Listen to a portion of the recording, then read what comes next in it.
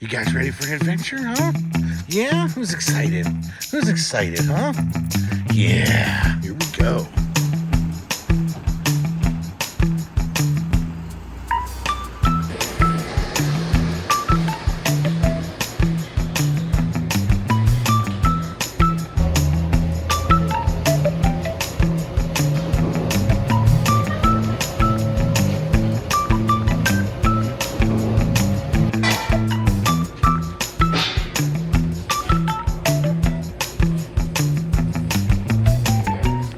Hello, everybody. Well, we did it. We finally got on our vacation. We lost a week. It was going to originally be like a 2-week vacation, and now it's a 1-week vacation. That first week was spent dealing with the RV, and in reality, I had 3 days I was supposed to work anyway. I was just going to work remotely, so I worked from home. So it wasn't like I truly lost a full week of vacation, but it was definitely a bummer that we had those tech issues. If you're not sure what I'm talking about, I'll link to the video right here where we had some tech issues. We're still doing this RV trip, but we're not going to the Yukon now. Instead, we decided to head east. So we are heading to Nakusp Hot Springs. We're going to actually arrive there tomorrow. We're taking it slow today. We're just going to boondock somewhere in between here. Then we're going to go to the Nakusp Hot Springs, spend the night there. So after Nakusp, we're going to go to McDonald Creek Provincial Park, spend 2 nights there. And then we're going to do 3 nights at another one called, I think, Syringa. It's a little closer to Castlegar and Nelson. At the end, we've got a couple of days where we might boondock on the way back. We haven't quite figured out the last day or two, but that's fine. We are in limp mode, and when I say that, I mean that the trailer's not at 100%. It's still having issues with like the 12-volt system, but we've got a generator. We've got 2 different solar generators or solar power packs that I can charge off the generator. One's running the Starlink in the back of the truck. The other one's keeping the cooler cold in the trailer itself. And theoretically, we don't even need the trailer infrastructure except maybe for the water pump. Most of the stuff in the trailer is working off the generator, and we're heading out. So the trip should have hot springs, a lake with a dog beach where we can have the dogs off leash. We're going to go check out Nelson, BC. We're going to check out Castlegar. We're going to go on a ferry. We're actually going to take this trailer on a ferry tomorrow. It should be an exciting trip. We're trying to pack a lot in into just now that we just have the week. I'm with Mrs. RVing with Joe over here. So she's joined us as long as the dog's in the back. We're on the Coquihalla Highway, which is actually one of the newer highways built in the last, 30 years or 20 years, whatever. Basically, it takes you straight across the mountains. So there's not a lot on the side because it's just basically a rural freeway. If you've seen the TV show Highway Through Hell, the towing show, this is the pass that they filmed that on, the Coquihalla. We're going to go through Merritt, we're going to go through Kelowna, we're going to go through Vernon, and then we're going to be back in the middle of nowhere, and we're going to probably stop off at a near a rest area that I found. I'm hoping we can boondock near a rest area. I found this space that looks like it's right off a Forest Service road, right by the rest area, but it looks like it's open, no rules kind of boondocking. So hopefully we can stay there. Hopefully there's no more problems with the trailer, and hopefully we have a good week. Stay tuned. That rest area, that picnic area is the most Soviet, boring, constructed picnic area. All uniform, like it's a prison yard. So we decided to go to the Smokehouse Barbecue while in Vernon, BC. We don't know what we're getting into, so you'll probably see right after this whether we go there or there. We're a real barbecue snob, but it smells good. So yeah, we'll see. And then we're going to keep driving until we find a good boondocking site, and we'll see if we eat there.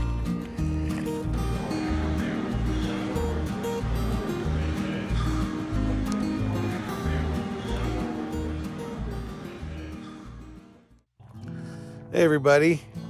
Yeah, well, we got a little bit of sprinkles this morning. We stopped just past, I think it's called Lundy. If I screwed that up, I'll put it right here. But we just stopped by Lundy as the last town before we got to this rest area, which I Lost Lake rest area, which I'd seen online. It was right next to a Forest Service road with a nice clearing. And we actually were going to park in the Forest Service road, and we stopped there. So about maybe, I don't know, just a few hundred meters from here. And then we looked at the weather and saw, oh, there is actually going to be rain in the morning. I didn't want to be on soft ground if it was going to rain. So we rolled back over to this rest area, which is completely empty. And it's right next to Lost Lake. And you could see the lake through the trees. And that was nice and all. But what I didn't realize, and I couldn't really take the chances, I started rolling down this side road off the rest area, wondering where it went. And since it was dark, I didn't want to take the chance. It was getting pretty late. But had I known, that actually would have taken us right down to the lake to like 3 more spots. Now, these are not official camping spots. This is a rest area. But you know how it is. If you're just going to spend 8-ish hours there, and especially this time of year, I mean, I haven't seen one soul here since I've been here. I don't think anyone really cares. I mean, it's clear we're not like homeless folks setting up shop, you know what I mean? Anyway, we're going to head out to Nakusp Hot Springs here in a little while. I'm letting Johanna sleep in this morning. I did park a little too close to the trees, so I'm only getting okay service on the Starlink. It's intermittent. So instead of watching movies on my phone, I'm just downloading them and then watching them. That works. It's like I said, it's a little intermittent, but that's just fine. And still running the generator all night on eco mode, so it's real quiet. But it just keeps the whole system running and the heater going, because again, the 12-volt system's a little weird, and I'm waiting to take it in for servicing next week. So I'd rather limp along here with the generator. And that's why we have all these redundant systems, right? With the generator, we've got the battery packs. It's important to have redundant systems if you want to RV and not have a single interruption sort of cancel your trip. So more and more, we'll probably be building in redundancies to this rig right here. Redundancies. Redundancies. Redundancies.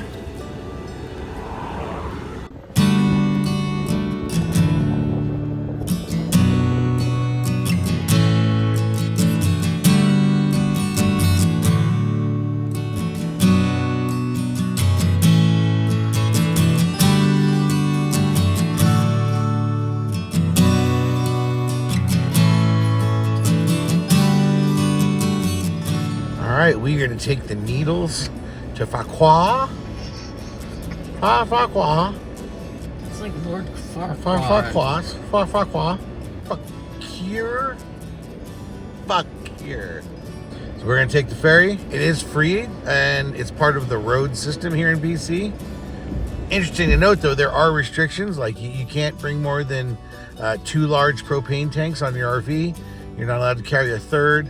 You're allowed to carry, I think, 1 25-liter, or I think that's around 5-gallon of fuel as an auxiliary tank. So if I had brought my second tank, which we were thinking of doing, we were going to Yukon, it would have been a bad idea. We wouldn't have been allowed on the ferry. I'll have to keep that in mind as we travel and go across ferries to check ahead to make sure we're not bringing too much fuel. I'd hate to get dinged for that. I have to leave a can of fuel behind. You know what's a great thing to do in the rain? Interrupt me in the middle of my monologue? That's clearly on your list.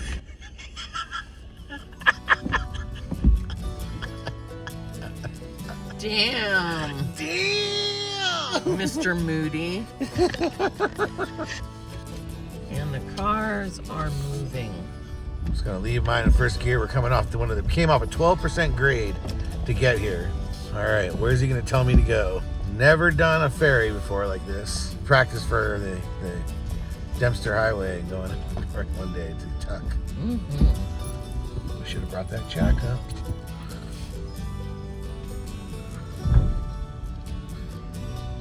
Oh, we even got front row.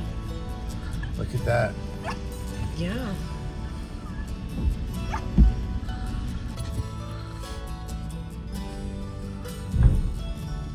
Oh, we're moving. I'm like, whoa.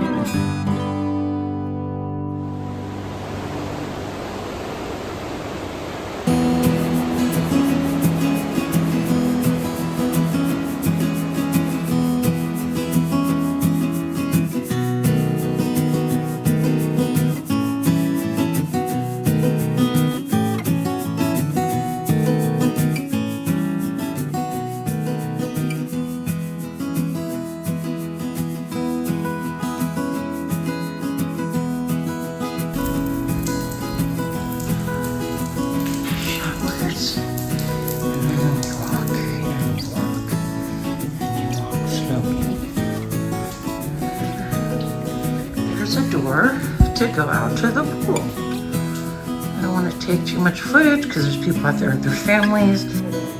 So behind me, shoes and people.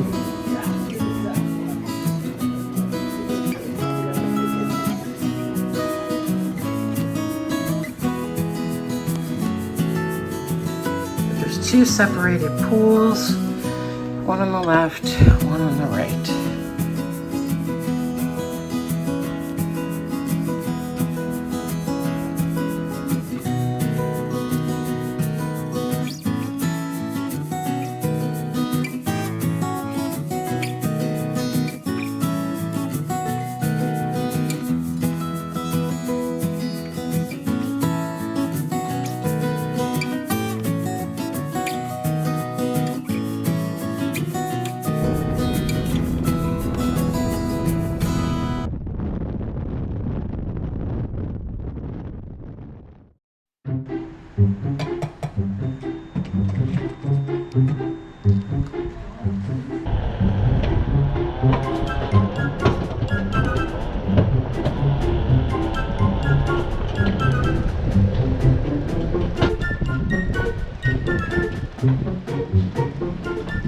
The least glamorous part of RVing, and also the stinkiest. This is pretty good though. Clean here, no stink yet. Oh yeah. I'm just talking, if history says anything. Now, as a reminder, we have the double setup here because of our accidentity.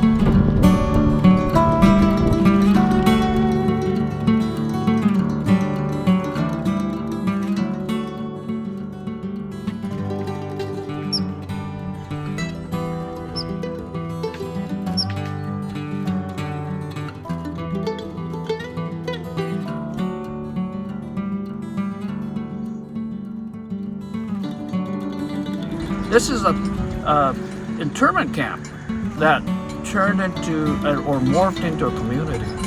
Yeah, and then this location is actually where the internment camp was located, or part of it. So this Ringwood was unique in that way because we were not segregated.